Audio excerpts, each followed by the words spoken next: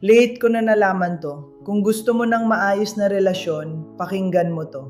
Ngayon, pag-usapan naman natin yung green flag at red flag ng kababaihan at kalalakihan sa pagrerelasyon para makapamili ka ng tamang lalaki at babae para sa'yo. At para maiwasan mo rin yung the one that got away na thought para hindi ka manghinayang. Ano ba yung pinakaibig sabihin ng pagmamahal, ng marriage, ng love and relationship? Ngayon, dito natin sisimulan. Ito yung pinaka-importante para sa akin. Nag-a-apply ito sa lalaki at sa babae. Kailangan ang pipiliin mo, napaka-rare nito, pero ito talagang requirement. Dapat wala na sa flesh. Anong ibig sabihin? Hindi na siya fleshly, wala na sa matrix. Hindi na siya nakafocus sa laman niya, kundi spiritual na. Tingnan mo ha, pakinggan mo ng maigi kung bakit importante ito. Kasi kahit anong gawin mo, imagine this, kahit dagdagan mo ng dagdagan yung pagmamahal mo sa babae o sa lalaki na yan, kung nakadikit sila sa fleshly desires nila, sa lustful desires nila, sa makasarili o makamundong kagustuhan ng laman,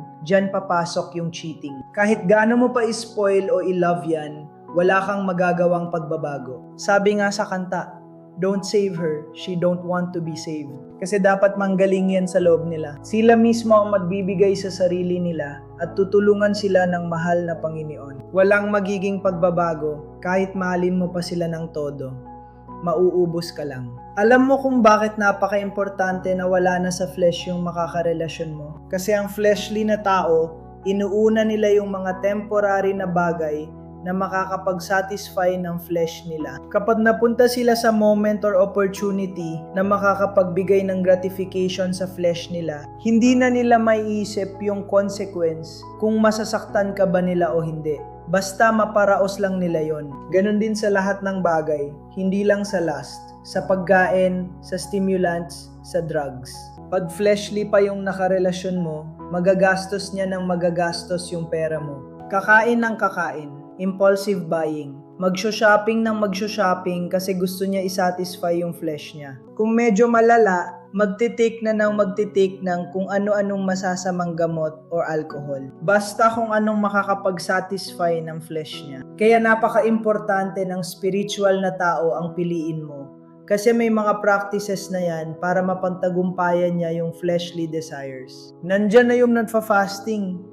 Babad na yan sa salita ng Diyos. Kumbaga napagtagumpayan na yung laman niya. Kung hindi man, pinipilit niya na mapagtagumpayan yung laman niya. Kasi ang fasting, kung tutusin, ang fasting ang pinakamakapangyarihan para mapagtagumpayan mo yung fleshly desires. Kapag nagfa-fasting na yung karelasyon mo, ibig sabihin sobrang liit na lang ng tsansa na makapag-cheat sa'yo yan. Kasi natatanggihan niya na nga yung gutom niya. Kunyari nakapag-fasting yan ng 7 days. Kapag may dumating na moment na tinutukso siya, kaya niya nang tanggihan yon. Kasi yung gutom ang pinakamalakas na fleshly desire. Kapag napagtagumpayan mo yung gutom, madali na lang yung lust, yung social media, yung pagkain, madali na lang lahat. Pati yung mga bawal na gamot o alcohol. Na yun kapag iniwan mo yan, kung sakaling mag-away kayo o kung ano, makakasiguro ka meron kang peace of mind na hindi siya gumagawa ng masama na ikakasakit mo. Kasi alam mo tumatakbo siya sa salita ng Diyos. Alam mo na magfa-fasting siya. Yun ang spiritual na tao, may moral, may takot sa Diyos. Hindi na siya alipin ng mundong to. Hindi na siya nasasatisfy ng kahit anong material na bagay. Ngayon, kung ikaw naman nanonood nito at ikaw yung fleshly, baka sa'yo yung mali. So yun yung unang red flag, fleshly na tao. Green flag, spiritual na tao, may self-control. Ngayon, ito yung pangalawa para ito sa mga babae. Red flag ang mga lalaki kapag sobrang obsessed sa inyo. Yung tipong hindi makakain, hindi makatulog kapag wala ka. Isipin mo maigi sarili niya nga hindi niya kayang i-handle, hindi niya kayang ayusin. Sasama ka pa sa kanya, parehas lang kayong mapapariwara. Kailangan ikaw na babae, ikaw yung mas emotionally invested. Kailangan yung lalaki nakafocus sa sarili niya, sa goal niya, sa pangarap niya. Ikaw lang yung pwedeng magdrama, ikaw lang yung pwedeng maguluhan. Kasi kung magulo ang isip mo at magulo rin ang lalaki, saan kayo pupunta? Dapat siya yung sandalan mo, siya yung strong foundation mo. Kung hinahabol ka niya ng sobra red flag yon, ibig sabihin wala siyang value sa sarili niya. Dinidegrade niya yung sarili niya. Sa mga lalaki naman, kapag yung babae na yan nag-away kayo, hindi bumabalik, nagre-reply sa ibang lalaki, ibig sabihin, sa isip niya may mas better sa'yo. Kaya kanyang palitan, ang kailangan mong gawin, let her go.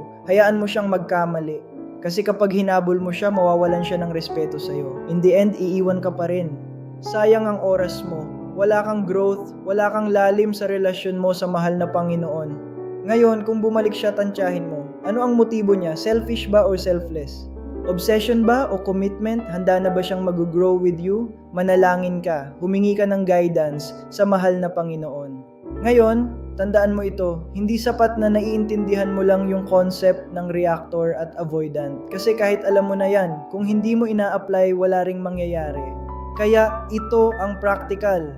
Kapag ikaw ang reactor, sa moment na nararamdaman mong umiinit ka na huminto ka, huwag mong pilitin ipaintindi agad. Kasi habang mataas ang emosyon mo, hindi ka maririnig kahit tama ka pa. Matuto kang mag-pause, matuto kang mag-pray, matuto kang i-regulate ang sarili mo bago ka magsalita. Kasi tandaan mo, hindi lahat ng totoo kailangan sabihin agad-agad sa maling timing. Ngayon sa avoidant, hindi sapat na tahimik ka lang. Hindi yan maturity escape yan. Kailangan mong matutong magsalita kahit uncomfortable, kahit konti, kahit hindi perfect. Sabihin mo, hindi pa ako ready magsalita ngayon pero babalikan kita. Simple lang, pero malaking bagay na yon. Kasi ang problema sa avoidant, iniiwan niya yung reactor sa gitna ng emosyon. At doon nagsisimula ang overthinking. Doon nagsisimula ang sakit. Ngayon, ito ang dapat nyong maintindihan pareho. Hindi kayo magkaaway. Ang kalaban nyo yung pattern, yung trauma, yung nakasanayan. Kaya imbis na, bakit ka ganyan? Palitan nyo ng, paano natin naayusin to together? Ngayon, ito yung turning point. Kapag sa gitna ng argument, kahit isa sa inyo ang magpakumbaba, kahit isa lang ang mag-break ng pattern doon, nagbabago ang lahat. Hindi kailangan pareho agad, isa lang muna, ikaw.